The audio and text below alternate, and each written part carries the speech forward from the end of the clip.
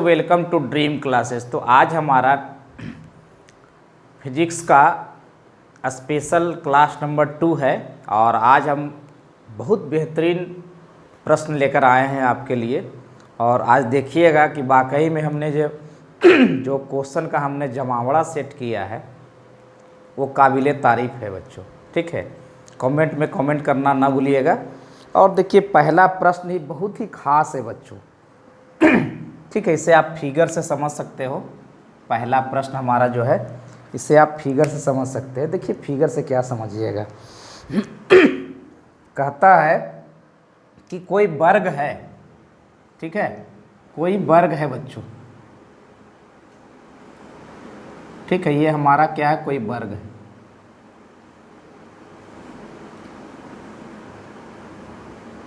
ठीक है, और वर्ग के 3 शीर्ष पर यदि इसे हम ए कह दे, इसे हम बी कह दे और इसे हम सी कह दे और इसे डी कह दे, तो हमारा क्या है कि 3 शीर्ष यानी कि ए पर हमारा आवेश Q है और इस बी पर भी हमारा आवेश Q है और इस सी पर भी हमारा आवेश जो है Q है। तो कहता है ना कि इस डी बिंदु पर, ठीक है, इस डी बिंदु पर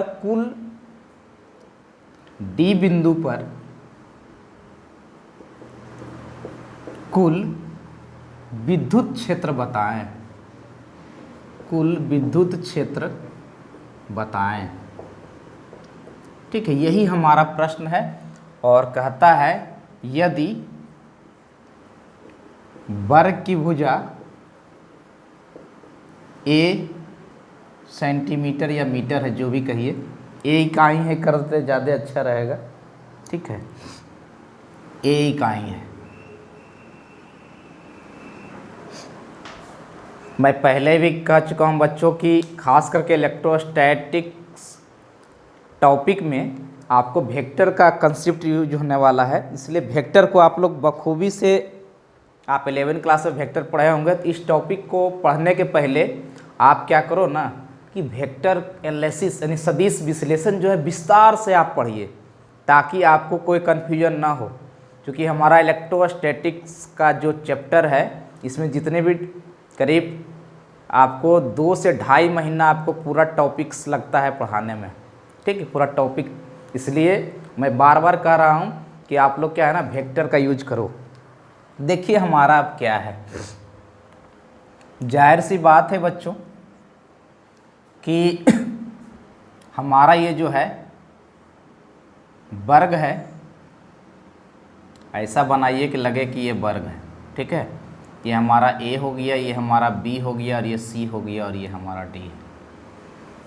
तो देखिए चूँकि इस पर हमारा आवेश क्या है ना Q है और इस पर भी आवेश हमारा Q है और इस पर भी आवेश हमारा Q है, यानी कि बराबर परिमाण का आवेश रखा हुआ है।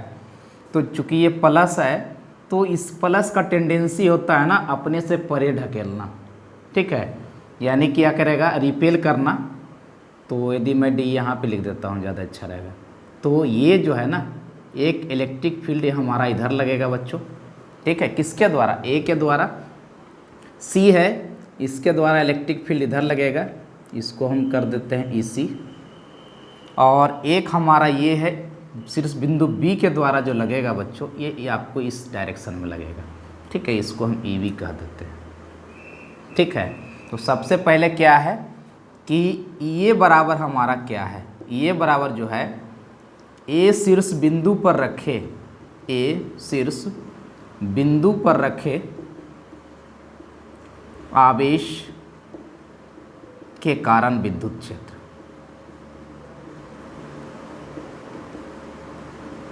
क्लियर। और EB बराबर जो है ये हमारा है बी शीर्ष पर, बी शीर्ष बिंदु पर रखे आवेश के कारण विद्युत क्षेत्र। क्लियर। अब EC बराबर जो है सी शीर्ष बिंदु पर रखे आवेश के कारण विद्युत क्षेत्र। ठीक है, इसे मैंने मेंशन कर दिया बच्चों।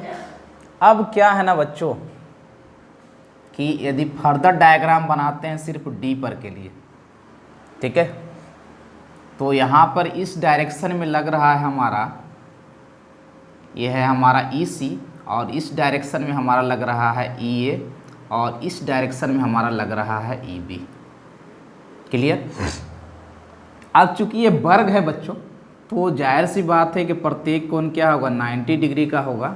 ठीक है, तो यदि ये कोण हम 45 डिग्री ले लें तो हमारा ये कोण भी क्या होगा, 45 डिग्री का होगा। चूँकि वर्ग है तो इसका विकर्ण जो होगा बिल्कुल बीचों बीच जाएगा, यानी कि ये कोण हमारा हो जाएगा बच्चों 45 डिग्री का। ठीक है, ज़रा फिगर को समझिएगा।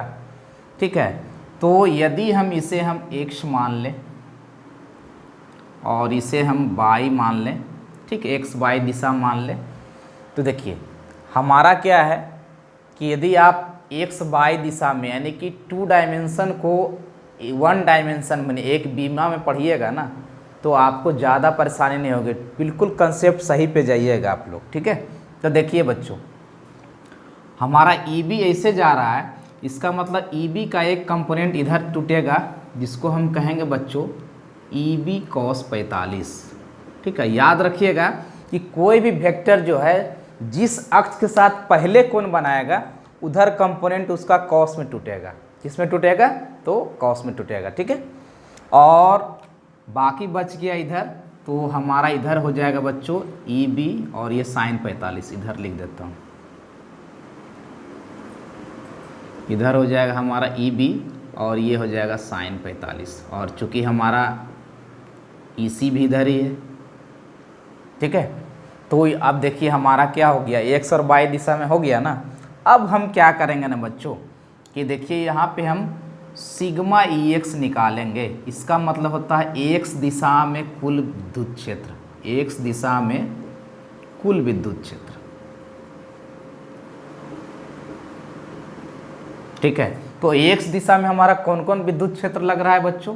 तो जाहिर सी बात है x डायरेक्शन इधर है, पहला तो हमारा EA हो गया और दूसरा हमारा EB और ये cos 45 हो गया।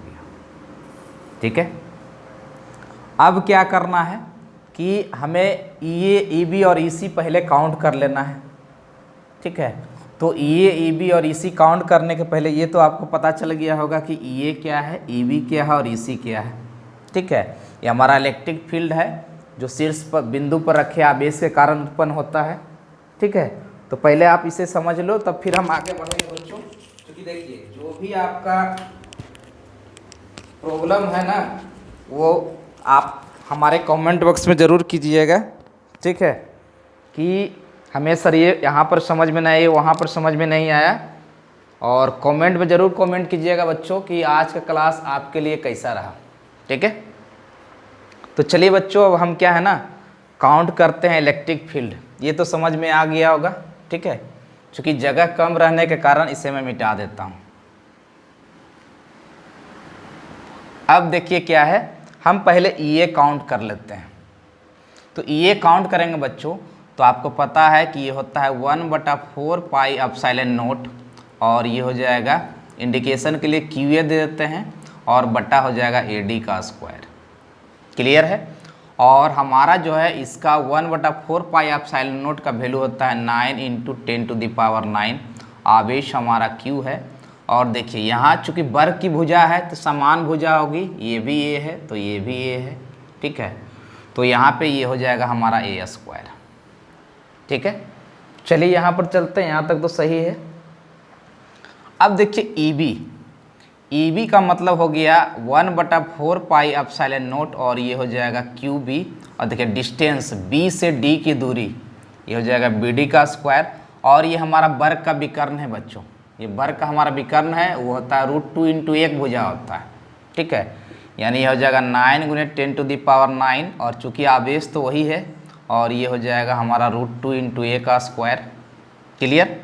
अब देखिए EC बराबर जो है 1/4 पाई एप्सिलॉन नॉट, और ये हो जाएगा QC, और बटा हो जाएगा C से D की दूरी यानी CD², यानी 9 × 10⁹ और ये Q, और चूंकि ये वर्ग की भुजा है तो यहाँ ए स्क्वायर कर देते हैं। अब हमारा ये भी काउंट हो गया, ये भी काउंट हो गया, इसी भी काउंट हो गया। अब हम देखिए यहाँ पे आते हैं, ठीक है। हम निकाल रहे थे बच्चों कि सिग्मा ई एक्स यानी एक्स दिशा में कुल विद्युत क्षेत्र, ठीक है। तो यहाँ पे ई का मान जो रखेंगे, देखिए ई का मान ये है, ठीक है। क्या हो जाएगा 9 × 10⁹ क्यू और बट्टा हमारा ए स्क्वायर। चलिए क्लियर है। अब देखिए ई बी का मान रखेंगे, ये हो जाएगा 9 × 10⁹ और ये हमारा q और बट्टा देखिए √2 का स्क्वायर यानी कि 2 और ये 2a स्क्वायर हो जाएगा और इनटू हमारा cos 45 से बच्चों, cos 45 का मान जो होता है 1/√2 होता है। क्लियर है। अब क्या है, ज़्यादा कीजिएगा तो आप 9 × 10⁹ और q और बटा a स्क्वायर को आप कॉमन कर लो, देखो क्या बचेगा, इससे तो एक बच जाएगा। क्लियर है। और इससे बच जाएगा 1/2√2 हो जाएगा, ठीक है। अब हम क्या करेंगे बच्चों, सिग्मा ई वाई निकाल लेंगे, यानी कि बाई दिशा में कुल विद्युत क्षेत्र, ठीक है। तो यहाँ देखिए बाई दिशा में हमारा क्या लग रहा है, EC लग रहा है और प्लस EB sin 45 लग रहा है, ठीक है। देखिए EC हमारा यहाँ काउंट किया हुआ है, ये हमारा 1/4 pi epsilon not into Q बटा ए स्क्वायर और प्लस EB देखिए EB दिया हुआ है 9 × 10⁹ और क्यू बटा हो जाएगा हमारा 2a स्क्वायर और साइन 45 1/√2, ठीक है। यानी यहाँ पे भी यदि हम कॉमन करें 9 × 10⁹ क्यू बटा ए स्क्वायर और ये 1 + 1/2√2 हो जाएगा। क्लियर है। चलिए बच्चों यहाँ तक तो क्लियर है, ठीक है। अब देखिए हम यदि हम इलेक्ट्रिक फील्ड निकालें तो होता है बच्चों सिग्मा ई एक्स का होल स्क्वायर और प्लस सिग्मा ई वाई का होल स्क्वायर का हमारा ये होता है रूट, ठीक है। यानी कुल हमारा परिणामी, ये हमारा जो है परिणामी विद्युत क्षेत्र है, ठीक है। अब देखिए यहाँ पे क्या है, यहाँ पर यदि हम EX का स्क्वायर करेंगे तो जाहिर सी बात है बच्चों कि ये हो जाएगा हमारा 9 × 10⁹ क्यू और बट्टा ए स्क्वायर, ठीक है। और ये हो जाएगा हमारा 2√2 और प्लस 1/2√2 और इसका हमारा होल स्क्वायर, ठीक है। और आगे बढ़ेंगे ये प्लस हो जाएगा, ये भी उतना ही है 9 × 10⁹ क्यू और बट्टा ए स्क्वायर और इंटू हो जाएगा 2√2 और प्लस 1 बाई ये हो जाएगा 2√2 का होल स्क्वायर। देखिए दोनों सेम चीज़ है, दोनों सेम चीज़ है। तो आप क्या कर लो कि उससे बाहर कर सकते हो, ठीक है। क्या बचेगा बाहर जाके 1/10⁹ और ये हो जाएगा हमारा q और बट्टा जो होगा हमारा ए स्क्वायर और देखिए ये भी साथ साथ बाहर हो जाएगा 2√2 और प्लस 1 और बाई 2√2। चूँकि ये स्क्वायर है बचेगा अंडर रूट में क्या, एक ये और एक ये √2 बचेगा, ठीक है। यानी कि √2 और √2 कैंसिल हो जाएगा, सिर्फ हमारा आंसर जो आ जाएगा बच्चों 9 × 10⁹ क्यू बटा ए स्क्वायर यानी कि 2a स्क्वायर इसको कह देते हैं, ठीक है। और चूँकि हमारा इलेक्ट्रिक फील्ड है तो हमारा न्यूटन पर कूलम, ठीक है, न्यूटन पर कूलम और यही हमारा क्या हो जाएगा आंसर हो जाएगा, ठीक है। आंसर को मैं अंडरलाइन कर देता हूँ ताकि आप इसका स्क्रीनशॉट ले सकते हो। क्लियर है बच्चों। तो देखिए ये बिल्कुल बेहतरीन कंसेप्ट है बच्चों।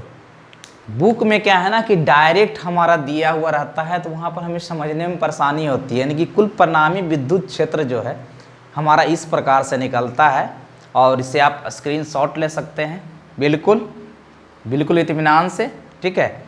और ये काफ़ी बेहतरीन प्रश्न है बच्चों, ठीक है। और आज के क्लास में आपको मैं पहले ही बता चुका हूँ कि कमेंट बॉक्स में ज़रूर कमेंट कीजिएगा कि आज का क्लास में न्यूमेरिकल आपका जो धनंजय सर लेकर आए हैं वो आपके लिए कैसा रहा, ठीक है। तो अब हम, ये तो हमारा 7वां नंबर प्रश्न था बच्चों, ठीक है। ये हमारा 7वां नंबर प्रश्न था। ठीक है, तो हम आगे बढ़ेंगे अब 8वें नंबर प्रश्न की ओर। बिल्कुल ओके।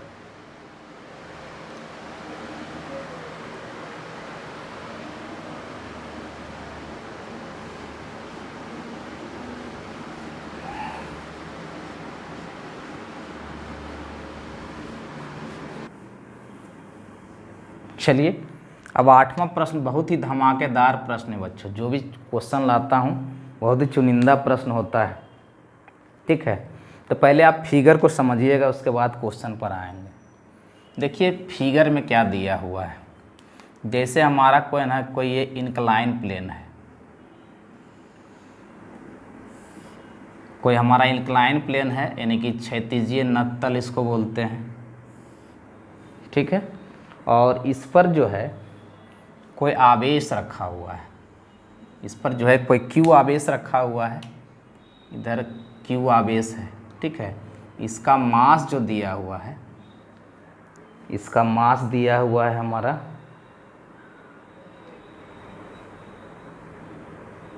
दिया हुआ है 1 किलोग्राम। इसका मास दिया हुआ 1 किलोग्राम, ठीक। अब देखिए क्या है, कहता है कि यहाँ पे जिस मीडियम में रखा हुआ है, ठीक है, उसमें इलेक्ट्रिक फील्ड हमारा इधर जा रहा है, इलेक्ट्रिक फील्ड जा रहा है इधर, और इसका मान दिया हुआ है हमारा, दिया हुआ है 100 वॉल्यूम, यानी कि V पोटेंशियल पर मीटर दिया हुआ है, ठीक है। चलिए क्लियर है। और यहाँ पे हमारा फ्रिक्शन भी इस तल में है, यानी कोफिशिएंट ऑफ फ्रिक्शन जो दिया हुआ है यहाँ पे, यानी म्यू का जो मान दिया हुआ है ये हमारा दिया हुआ है 0.2, यानी सतह जो है हमारा क्या है, घर्षण है युक्त है, ठीक है। अब क्या है, इसका क्यू भी आवेश भी दिया हुआ है, आवेश भी दिया हुआ है क्या, 0.01 कूलम दिया हुआ है। चलिए क्लियर है। और ये जिस एंगल पर इंक्लाइन है वो 30 डिग्री दिया हुआ है, ये भी क्लियर है। अब कहता है कि यहाँ से यहाँ तक का जो दूरी दिया हुआ है वो आपका हाइट जो दिया हुआ 1 मीटर दिया हुआ है, ठीक है, क्लियर है। और क्या दिया हुआ है, कहता है ना कि ये हमारा रेस्ट से चलेगा तो इनिशियल वेलोसिटी को क्या लीजिएगा, 0। तो कहता है कि यदि इस पॉइंट को A कह दिया जाए, इस पॉइंट को यदि A कहते हैं और इस पॉइंट को यदि B कहते हैं, तो कहता है A से B तक जाने में इसको कितना समय लगेगा, ठीक है। क्वेश्चन हमारा यही बच्चों कि A बिंदु से B बिंदु तक जाने में कितना समय लगेगा,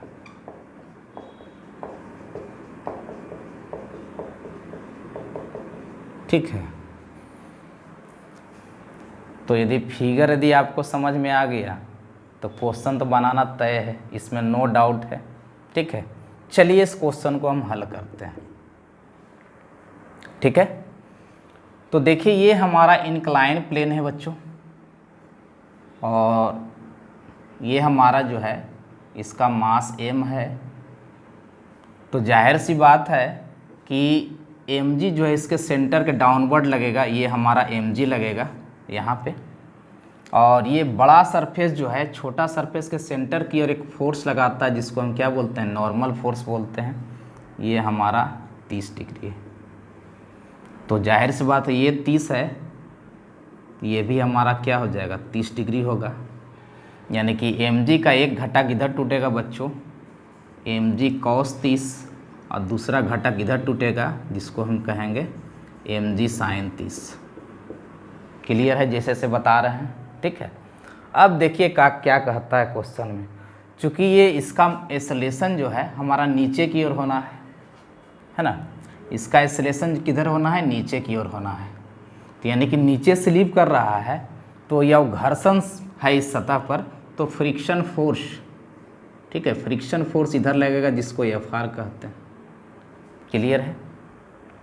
अब क्या है, ये हमारा सिस्टम जो है इलेक्ट्रिक फील्ड में रखा हुआ है, यानी कि एक इलेक्ट्रिक क्षेत्र में रखा हुआ है, विद्युत क्षेत्र में रखा हुआ है और उसका मान क्या दिया हुआ है 100 वोल्ट पर मीटर। यानी जाहिर सी बात है जब हॉरिजॉन्टल है यानी क्षैतिजीय हमारा विद्युत क्षेत्र है तो यहाँ पर एक और लगेगा, ठीक है, QE, एक फोर्स लगेगा। किसके कारण? चूँकि ये पार्टिकल जो है ना ये हमारा क्या आवेशित पार्टिकल है और उस आवेश का मान है 0.01 कूलम, तो एक फोर्स इधर लग जाएगा। क्लियर? अब क्या है कि यहाँ पे हमें सब वो चीज़ का ध्यान देना है बच्चों कि हमारा क्वेश्चन कैसे बनेगा, ठीक है। तो जाहिर सी बात है ये 30 है बच्चों, तो ये भी 30 होगा, ये 30 है हमारा, तो ये एंगल हमारा क्या हो जाएगा 30 डिग्री होगा, ठीक है ना। जब 30 डिग्री होगा तो QE का एक कंपोनेंट इधर टूटेगा, ठीक है, एक कंपोनेंट इधर टूटेगा, एक कंपोनेंट इधर टूटेगा। क्लियर है? तो यहाँ पे हमारा पहले कोण इसके साथ बना रहा है, ठीक है, यानी कि हमारा जो है एक कंपोनेंट इसका जो है ऐसे जा रहा है तो ऐसे और ऐसे टूटेगा। क्लियर है? और ये इधर एक कंपोनेंट टूटेगा, इधर है ना, इधर एक कंपोनेंट टूटेगा, इसको थोड़ा सा ऐसे कर दो, इधर इसका एक कंपोनेंट टूटेगा जिसको हम कहेंगे QE cos 30। इसको देख लिए होंगे, इसको मिटा देते हैं, QE cos 30। और एक कंपोनेंट इधर टूटेगा बच्चों जो हो जाएगा QE और ये हो जाएगा sin 30 हो जाएगा, ठीक है। ध्यान से फिगर को देखिएगा, फिगर नहीं समझिएगा तो क्वेश्चन समझ में नहीं आएगा बिल्कुल, ठीक है। अब देखिए यदि हम बात करें नॉर्मल की दिशा में, ठीक है, तो नॉर्मल की दिशा में, नॉर्मल की दिशा में नॉर्मल तो इधर लग रहा है, यदि इसको हम n कह दें, ठीक है, तो बाकी हमारा mg cos 30 इधर लग रहा है, तो नॉर्मल को बैलेंस करेगा कौन? तो यहाँ हो जाएगा mg cos 30 और प्लस हो जाएगा QE sin 30। ये नॉर्मल फोर्स यानी कॉन्टैक्ट फोर्स को बैलेंस कर रहेगा, क्योंकि दो फोर्स इधर लग रहा है, एक फोर्स इधर लग रहा है, तो दोनों एक दूसरे को बैलेंस किए हुए रहेगा। क्लियर है? अब देखिए क्या है, एक्सेलरेशन हमारा इधर हो रहा है, ठीक है, एक्सेलरेशन इधर हो रहा है, तो यदि न्यूटन का द्वितीय नियम लगाएंगे हम, न्यूटन का द्वितीय नियम, तो क्या होता है सिग्मा Fx यानी कुल बाहरी बल का योगफल सिग्मा F बराबर मास और गुना एक्सेलरेशन होता है, ठीक है। F एक्सटर्नल यहाँ पर कर दे, कुल बाहरी, सिग्मा का मतलब कुल बाहरी बल हो गया, यहाँ पे सिग्मा F का मतलब हो गया कुल बाहरी बल का योग, ठीक है। तो बाहरी बल हमारा क्या लग रहा है, चूंकि एक्सेलरेशन इधर लग रहा है तो जो इधर फोर्स लगेगा ना वो पॉजिटिव होगा। इसका मतलब इधर कौन कौन फोर्स लग रहा है, तो एक ही फोर्स लग रहा है ना, mg sin 30 लग रहा है, ये फोर्स पॉजिटिव होगा। क्लियर है? ये फोर्स हमारा पॉजिटिव होगा और उसके बाद में हमारा जो है दो फोर्स इधर लग रहा है, यानी कि हमारा Fr भी इधर लग रहा है और QE हमारा cos 30 भी इधर लग रहा है और बराबर मास गुना एक्सेलरेशन हो गया। क्लियर? अब देखिए हमारा ये mg sin 30 है और Fr बराबर जो होता है यानी कि फ्रिक्शन फोर्स बराबर होता है म्यू इंटू n होता है, तो यहाँ म्यू और n का मान वहाँ लिखा हुआ है, तो ये हो जाएगा mg cos 30 और प्लस हो जाएगा QE sin 30, ठीक है। तो यहाँ पे हम मान रख सकते हैं, म्यू का ही मान दिया हुआ है 0.2, तो यहाँ पर Fr बराबर हम रख दें, म्यू का मान 0.2 दिया हुआ है, ठीक है, तो डायरेक्ट यहाँ पर 0.2 और यहाँ mg cos 30 आप प्लस QE sin 30 कर देते हैं, ठीक है, यहाँ पर रख देते हैं, ये हो जाएगा 0.2 और इंटू mg और ये हो जाएगा हमारा cos 30 और प्लस जो हो जाएगा ये है QE sin 30, ठीक है, माइनस है QE cos 30 अब बराबर m है यानी मास गुना एक्सेलरेशन।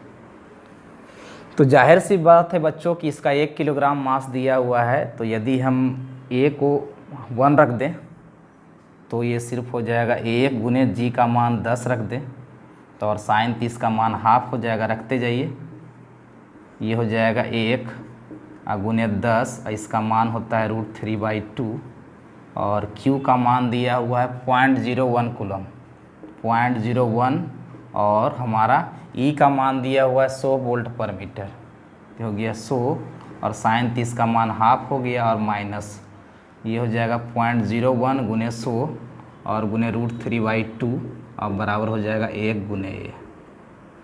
ठीक है, अब इसको काटिएगा आप तो ये 5 मिलेगा, और इसको यदि आप काटोगे है ना, ये 5 होगा और 2 पचे 10, ये कट के 1 हो जाएगा, सिर्फ ये √3 हो जाएगा, और ये हो जाएगा हमारा 1/2 है ना, और माइनस ये हमारा हो जाएगा 0.2 और गुने 1/2, और ये माइनस और भी है ना, यहाँ पर ये हो जाएगा √3/2 और बराबर A हो जाएगा।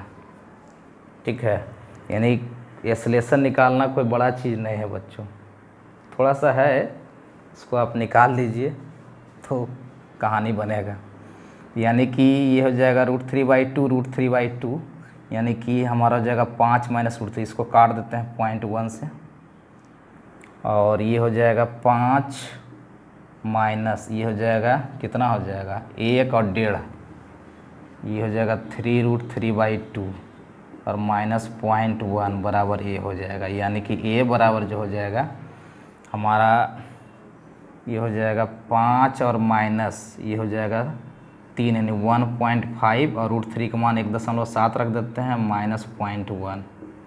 ठीक है, थोड़ा सा दम तो है क्वेश्चन में, इसमें नो डाउट है, लेकिन क्या है कि यदि आप इसको शालीनता से गुना कीजिएगा तो 1.5 और 1.7, 15 7 105, और ये 5 और 1 5 और 5 ये 2 हो जाएगा 2.55, और ये 0.1 तो 2.65, 5.00 में 2.65 को घटाएंगे तो यहाँ 35 और ये 2.35 आएगा। ठीक है, यहाँ पर आ जाएगा एक्सेलेरेशन जो होगा 2.35 आएगा। क्लियर, एक्सेलेरेशन हमारा निकल गया, क्या निकल गया बच्चों, तो ये हो गया हमारा 2.35 मीटर पर सेकंड स्क्वायर। ठीक है, जब एक्सेलेरेशन निकल गया तो क्वेश्चन तो बनाना लाजमी है, इधर तो लिखा हुआ, इधर तो मिटा सकते हैं, कोई दिक्कत नहीं है। ठीक है, इसको आप नोट कर लिए होंगे, अब इसकी ज़रूरत कम है। ठीक है, यहाँ तक पहले आप देख लो कि मेरे हिसाब से तो कैलकुलेशन बहुत तगड़ा है बच्चों। ठीक ना, चलिए अब हम जानते हैं कि S बराबर हाफ AT² होता है। यहाँ पर जगह है तो लिख देते हैं S बराबर UT प्लस हाफ AT², चूँकि तो रेस्ट में है तो हाफ AT² खाली कर दो, और यहाँ पे T² बराबर हो जाएगा 2S और बटा A। ठीक है, तो जाहिर सी बात है कि लंब 1 है और ये 30 है, तो ये इसका वैल्यू लास्ट में निकालना पड़ेगा ना, इसका वैल्यू कैसे निकालोगे, तो हम जानते हैं कि sin 30 बराबर H बटा ये डिस्टेंस को L मान लें, तो L हाफ होता है, तो L बराबर हो जाएगा 2। ठीक है, L बराबर हमारा क्या हो जाएगा 2 हो जाएगा। बिल्कुल क्लियर है बच्चों। ठीक है, तो यहाँ पर हो जाएगा हमारा T बराबर √2 गुने 2 और बट्टा हो जाएगा 2.35, 2 गुने 2 बटा 2.35, और इसको लगभग कैलकुलेशन कीजिएगा तो 1.7 के आसपास आएगा, यही सेकेंड, यही हमारा आंसर हो जाएगा। ठीक है, इसलिए घबराना नहीं बच्चों, बहुत ही तगड़ा प्रश्न है ये, और बिल्कुल इत्मीनान से और बहुत आराम से, यदि ये आपको डायग्राम समझ में आ गया ना तो ये क्वेश्चन बिल्कुल समझ में आ जाएगा। ठीक है, अच्छा सवाल था मेरे हिसाब से, इसको आप आराम से देख भी सकते हो। ठीक है, चलिए बच्चों, यहाँ तो क्लियर हो गया। इसको मैंने इसलिए नहीं मिटाया कि हो सकता है कन्फ्यूजन हो, तो इसका यदि आपको क्लियर रहेगा तो कोई प्रॉब्लम नहीं होगा। ठीक है, चलिए बच्चों अब आगे बढ़ते हैं, और एक अगला प्रश्न भी काफ़ी इम्पोर्टेंट प्रश्न है, देखिए इसको। नंबर प्रश्न,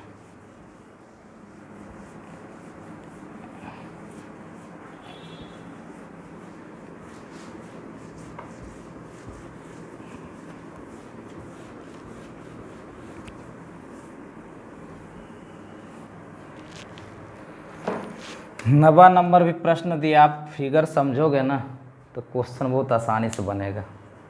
कहता है कोई पेंडुलम है, पेंडुलम माने लोलक,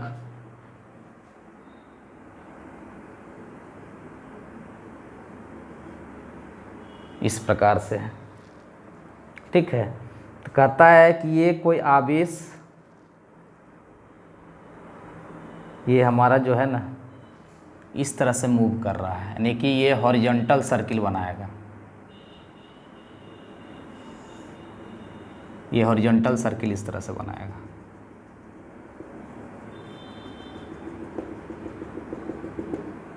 ठीक है, और जाहिर सी बात है इसका मास होगा, ठीक है। तो कहता है कि ये किस एंगल पर होगा, वर्टिकल के साथ कितना एंगल बनाएगा, कौन, ये धागे का तनाव बल। जहाँ भी धागा आएगा ना बच्चों, तो टी जो है ना टेंशन बल हो जाएगा, धागे का तनाव बल होगा, ठीक है। तो यदि यहाँ पर कोई हमारा मास क्यू है, अरे सॉरी आवेश क्यू है रखा हुआ है, जो इसका मान है 2 × 10⁸ कूलम दिया हुआ है, ठीक। और इसका इस पार्टिकल का मास भी दिया हुआ है। मास क्या दिया हुआ है, तो मास दिया हुआ है 1 मिलीग्राम, 1 मिलीग्राम, ठीक है।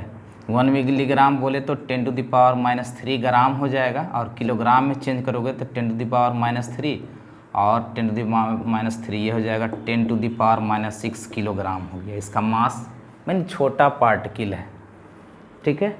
अब कहता है कि यह जो है ना, यहाँ पर क्या है, एट रेस्ट में हॉरिजॉन्टल यूनिफॉर्म इलेक्ट्रिक फील्ड, यानी कि ये जो है एक इलेक्ट्रिक फील्ड इस डायरेक्शन में क्रिएट कर रहा है, ठीक है, जिसका मान दिया हुआ है हमारा, दिया हुआ है 2 × 10⁴ वोल्ट पर मीटर, ठीक है। यानी हॉरिजॉन्टल है, क्षैतिजीय इलेक्ट्रिक फील्ड है, ठीक है।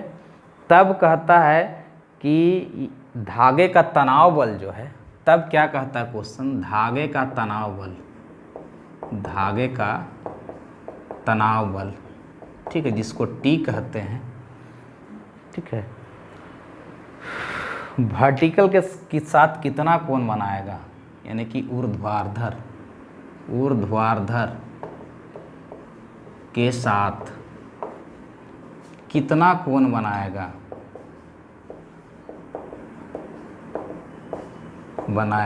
कि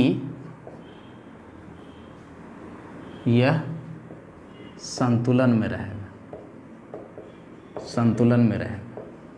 कौन सा संतुलन में रहेगा बच्चों, तो ये सिस्टम संतुलन में रहेगा, ठीक है। यही हमारा क्वेश्चन है, ठीक है। तो सब कुछ तो दिल है ये है, ठीक है। तो हमारा ये हॉरिजॉन्टल सर्किल बनाएगा इस तरह से, ठीक है। अब देखिए इसका हम क्वेश्चन आगे हम बनाते हैं। यदि फिगर समझ में आ गया बच्चों तो क्वेश्चन बनाना कोई बहुत बड़ी चीज़ नहीं है, ठीक है। ये हमारा कोई ओ पॉइंट से धागा बंधा हुआ है, ठीक है। ये पार्टिकल हमारा क्यू है जिसका मास m है, तो जाहिर सी बात है ये हमारा वर्टिकल है, तो यही कहता है वर्टिकल से कितना एंगल बनाएगा, थीटा, ठीक है। तो ये थीटा है, तो यदि इसको ऐसे किया जाए तो ये भी तो वर्टिकल हो जाएगा, तो ये भी हमारा क्या हो जाएगा, थीटा हो जाएगा। क्लियर। अब क्या है, टेंशन फोर्स हमेशा धागे की ओर लगता है, धागा अपनी ओर खींचना चाहता है, हमेशा कहीं भी धागा रहेगा ना लगा हुआ, धागा अपनी ओर खींचना चाहेगा, और mg बच्चों इसका नीचे लगेगा। क्लियर। अब हमारा क्या है कि ये थीटा हो गलो, तो ये भी तो वही चीज़ होगा, ठीक है। तो धागे का तनाव बल का 2 कंपोनेंट टूट जाएगा, चूँकि इधर डायरेक्शन है तो इधर टूटेगा बच्चों टी कॉस थीटा, और इधर टूटेगा हमारा टी साइन थीटा, और ये जो है एक हॉरिजॉन्टल सर्किल में मोशन करेगा, ठीक है, हॉरिजॉन्टल सर्किल में मोशन करेगा। और चूँकि यहाँ पर इलेक्ट्रिक फील्ड जो जनरेट होगा इसकी डायरेक्शन भी इधर है, यानी तो यहाँ पर एक फोर्स भी लग जाएगा, F बराबर क्या हो जाएगा, Q इंटू हॉरिजॉन्टल फोर्स लगेगा। चूँकि इलेक्ट्रिक फील्ड का दिशा हॉरिजॉन्टल यानी क्षैतिजीय है, तो इस फोर्स का भी दिशा इधर ही होगा।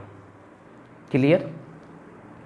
अब देखिए, ये हमारा हॉरिजॉन्टल सर्किल है, ये हमारा क्षैतिजीय वृत्त है, इसका गति जो हो रहा है क्षैतिजीय वृत्ताकार हो रहा है,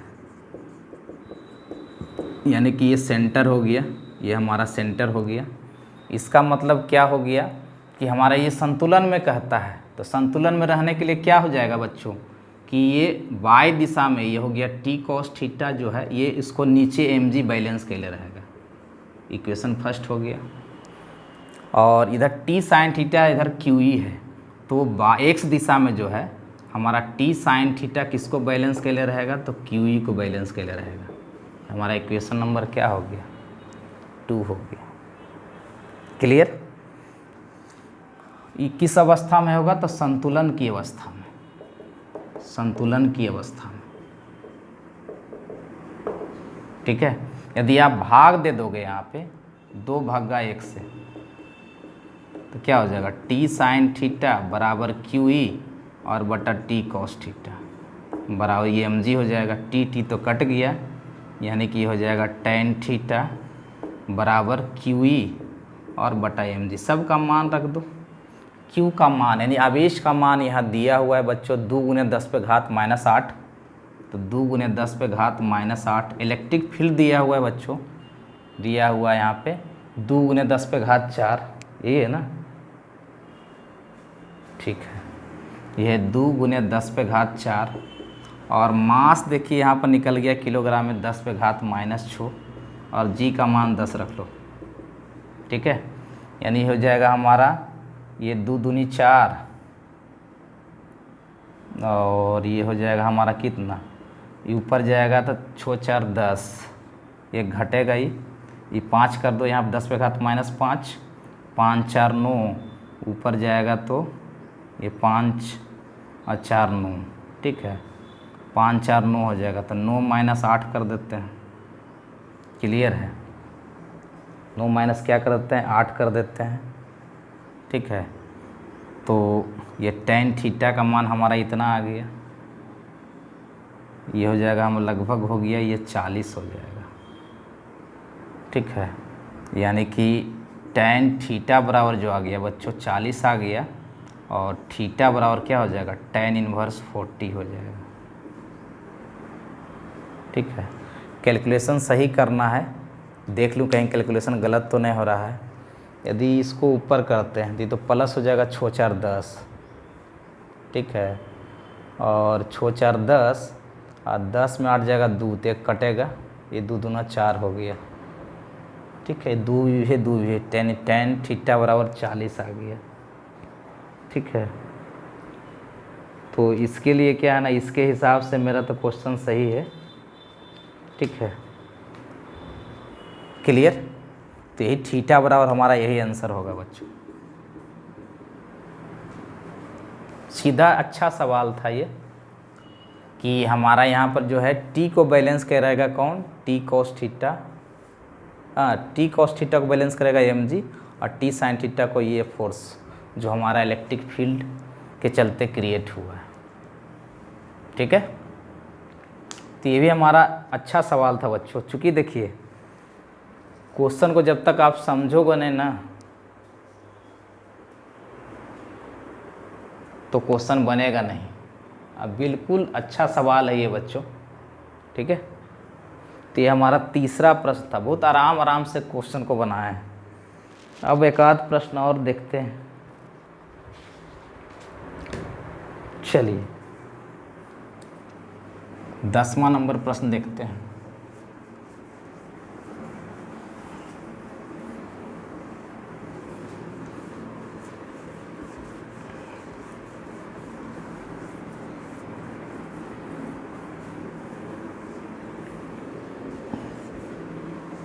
ठीक है, 10वां नंबर क्या कहता है, कहता है 2 चार्ज। ठीक है, 2 चार्ज इस तरह से रखा हुआ है।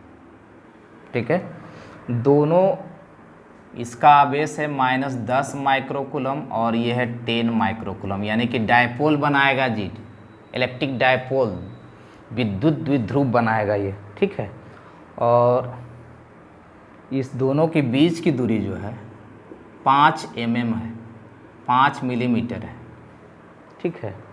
और कहता है इसके एक्सियल पॉइंट पर, इसका जो इस है ना, इस तरह एक्सियल पॉइंट पर जो है एक कोई पॉइंट P रखा हुआ है, ठीक है, जिसकी दूरी जो है इसका सेंटर होगा इलेक्ट्रिक डायपोल का, इसका सेंटर से ये 15 सेंटीमीटर की दूरी है,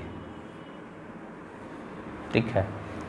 तब कहता है कि दो बात, क्या कि इस P बिंदु पर कुल विद्युत क्षेत्र की गणना करें। इस P बिंदु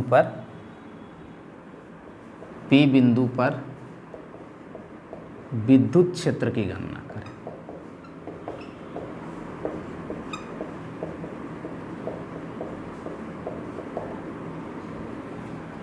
ठीक है, यही हमारा सवाल है बच्चों, ठीक है। तो बहुत ही अच्छा सवाल है और इसका तो फार्मूला आप लोग जानते होंगे, पढ़े होंगे, एक्सियल पॉइंट पढ़े होंगे, ब्रॉड साइड और नहीं कि अक्षीय स्थिति और निरक्षीय स्थिति। तो ये क्वेश्चन अक्षीय स्थिति का है, ठीक है। यानी कि बच्चों हमारा यदि इसमें सबसे पहले क्या है ना, इलेक्ट्रिक फील्ड की बात करें, E बराबर जो होता है 1/4 पाई एप्सिलॉन नॉट होता है, और ये हमारा क्या होता है 2p/r³ होता है, ठीक है। और जहाँ P बराबर जो होता है इलेक्ट्रिक डायपोल होता है, इलेक्ट्रिक क्या होता है, डायपोल, विद्युत ध्रुव कहते हैं, जो हमारा क्या होता है Q × 2a होता है। 2a बोले तो यहाँ से यहाँ तक का डिस्टेंस होता है 2a, ठीक है। ये तो हमारा दिया हुआ है 5 mm और आवेश भी दिया हुआ है, ठीक है। तो हम P निकाल सकते हैं अच्छी तरीक़ा से, इसका P का वैल्यू क्या आएगा, क्लियर। तो देखिए पहले इलेक्ट्रिक फील्ड हम कर ले, तो ये हो जाएगा 10 माइक्रो का मतलब 10⁻⁻6 और 2a बराबर 5 mm दिया हुआ है मिलीमीटर। तो ये 5 × 10⁻³ करें हम, तो इसका हमारा इलेक्ट्रिक डायपोल जो निकल गया बच्चों, तो हो गया हमारा, ये हो जाएगा 5 × 10⁻⁻8, ठीक है, 5 × 10⁻8। और चूँकि ये हमारा कूलम है और ये मीटर है, तो कूलम × मीटर इसको कह सकते हैं। आवेश का कूलम होता है और डिस्टेंस का मीटर होता है, कूलम × मीटर हो गया। अब हमारा इलेक्ट्रिक फील्ड जो है E बराबर 1/4 पाई एप्सिलॉन नॉट, ये हो जाएगा 2p/r³, ठीक है। तो यहाँ पे हम इसका मान तो जानते हैं कि 9 × 10⁻9 होता है, ये 2 × 5 × 10⁻⁻8। और देखिए R, ये हमारा क्या डिस्टेंस R दिया हुआ है, तो R बराबर, ठीक है, R बराबर 15 सेंटीमीटर है, तो इसको 15/100 कर दीजिए, तो ये मीटर में बदल जाएगा, क्लियर है। 15/100 कर दीजिएगा तो क्या बदल जाएगा, मीटर में आपका बदल जाएगा, ठीक है ना। चलिए बच्चों, तो यहाँ पर क्या हो जाएगा 15/100 पर घात ये हो जाएगा 3, यानी कि इसी का कैलकुलेशन करना है। तो जाहिर सी बात है 2 2 × 6 ऊपर चल जाएगा, ये हो जाएगा 9 × 2 = 18, 18 × 5 = 90, ऐसे भी 90 और गुना 10⁻1 और गुना 10⁻, 2 × 6 हो जाएगा बटा 15 × 15 × 15 बच जाएगा, ठीक है। तो इसको 15 छक क्या काट दें 90, और ये हो जाएगा 60 × 10⁻6 बटा 15 × 15, तो 15 चौक ये हो जाएगा 60, ठीक है। और यदि इसको एक निकाल दे 40/10⁵ करें तो बटा 15, यानी 15 दूनी 30 है ना, 15 दूनी 30 लगभग आपका जो आएगा। कैलकुलेशन बहुत ही बढ़िया से करना है ताकि क्वेश्चन गलत ना हो।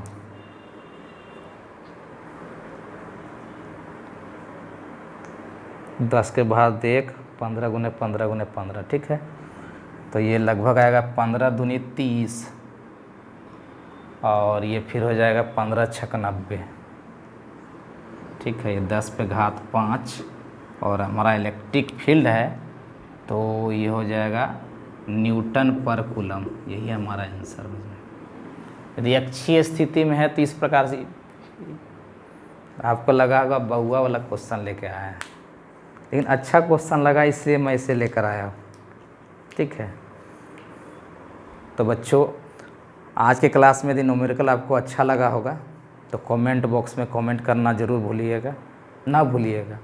और मैं बार बार कह रहा हूँ कि यदि वेक्टर का कंसेप्ट आपका बच्चों अच्छा है, ठीक है, तो बिल्कुल आसान है। यदि इसी क्वेश्चन को यदि हमको सपोज दैट कह देता ना कि हमारा निरक्षीय स्थिति में हमको निकाल, इधर P है और इधर कर देता इस Q बिंदु पर निकालने के लिए कह देता, ठीक है, और यहाँ पर की दूरी, ये भी दूरी सपोज दैट हमारा क्या है कि यदि O है तो ये भी दूरी यदि हमको 15 सेंटीमीटर मान लेता, ठीक है, और कह देता कि इस Q बिंदु पर, सपोज दैट कह देता कि इस Q बिंदु पर, इसको तो आप समझ गए होंगे, ठीक है, Q बिंदु पर विद्युत क्षेत्र की गणना करें।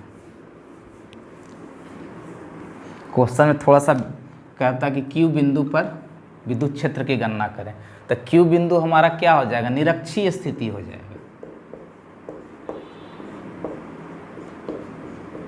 निरक्षीय स्थिति में इलेक्ट्रिक फील्ड क्या होता है, 1/4 पाई एप्सिलॉन नॉट, और ये P/r³ होता है।